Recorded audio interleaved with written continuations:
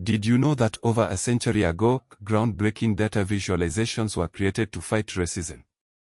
This is the story of how Black history was, and continues to be, powerfully visualized. Our journey begins in 1900 at the Paris Exposition Universelle.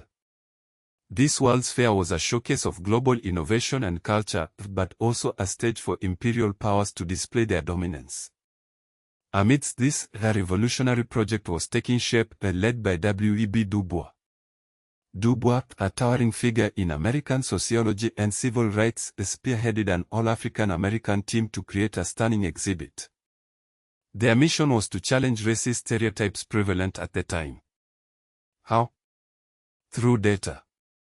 Not dry statistics, but vibrant, handmade data visualizations. Over 60 posters, charts, and maps meticulously detailed Black life in the United States. The project was incredibly ambitious, completed in less than 5 months. This speed highlights the team's dedication and the urgency of their message. They presented complex information about Black education, labor, family structures, and wealth. Each graphic was designed to be easily understood by an international audience, transcending language barriers and preconceptions. The team used population charts to illustrate the growth of the Black community. Household diagrams revealed family structures and living conditions. Maps pinpointed Black achievements across the country. Tables meticulously presented data on wealth and economic activity. This wasn't just decoration, it was a powerful argument. The statistics visually refuted racist narratives, showcasing Black achievement and exposing systemic inequality. DuBois' exhibit was awarded a gold medal. This recognition was significant, as it acknowledged the value of Black intellectual work on a global stage. The Paris project became a cornerstone in the history of data visualization, proving that statistics could be more than just numbers, they could be tools of social justice. But the Paris Exposition was just one example within a broader tradition. Black visual culture has long used posters, photographs, exhibition panels, and illustrated publications as instruments of resistance. Think of the powerful images from the civil rights movement, photographs that seared injustice into the national consciousness. These were more than just records, they were calls to action. Today, archives and exhibits like Penn State's Black History and Visual Culture Collection continue this work, preserving and showcasing Black visual history. Modern museums and researchers increasingly use visual collections, digitization, and exhibition design to communicate history, making it accessible to a wider audience. Consider modern African museums, archives, and researchers utilizing visual collections, digitization, and exhibition design. They are continuing the logic seen in DuBois' work, making history visible to wide audiences.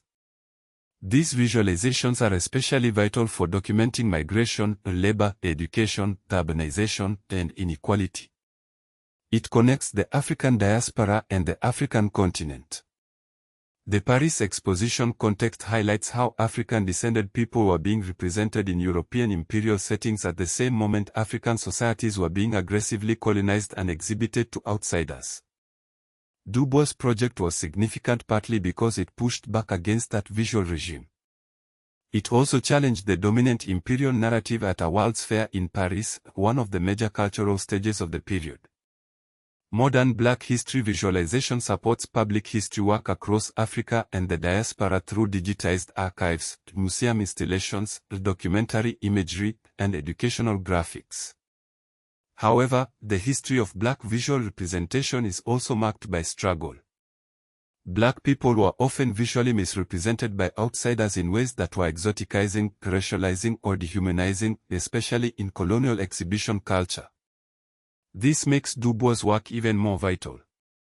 It was a reclamation of narrative, a visual declaration of self-definition. Another issue is authorship. Black visual intellectuals and designers have often been undercredited in mainstream histories of art, sociology, and data visualization, even when their work was innovative and influential.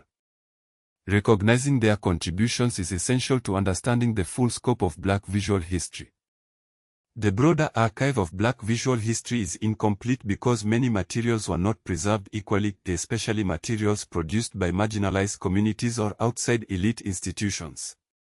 Current digitization efforts are partly an attempt to repair that gap.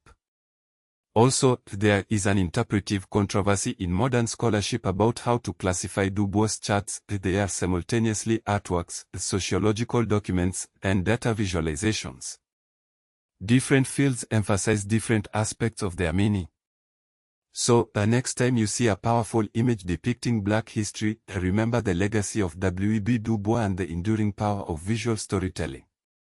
It's a history of resistance, resilience, and the ongoing fight for accurate and empowering representation.